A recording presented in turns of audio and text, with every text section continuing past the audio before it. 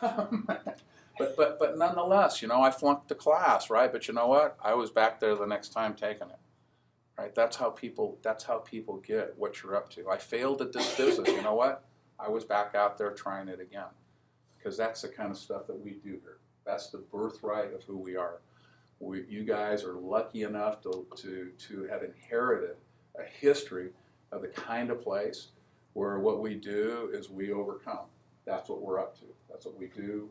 We're stubborn, and we just refuse to quit. It's how we're built. And in our stories, people hear that.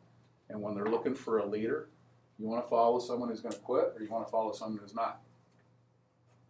Think about it for a minute, man. I get right in line behind the person who's not going to quit. I don't care, tall, fat, doesn't matter to me. You're not going to quit. I'm with you. That's who I hang with. And so that's built into us. So really, all I want to do, and I'm going to finish right now and let you ask a few questions. I've got a book for everybody because I know we have about 5-6 minutes to go. But really, all I wanted to impress on you in the very short time I had is to take notice of where you come from. Take notice of the stories, right? Start to tell your own stories, right? The next time you start to think, gee, I'd like to live in LA, cut that thought out of your mind and start to tell a story that happened that day. You know what, I'm going to make that into a story. That was pretty cool. Make up your stories. When you're walking back and forth, I used to walk from Surface into Corona High. It's a pretty long walk. I'd make up stories, right? I'd walk along.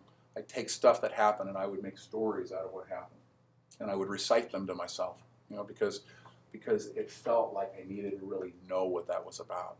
Do that. Learn your own stories. Tell your own stories. They're as good as anyone else's. They really are. In fact, they're better.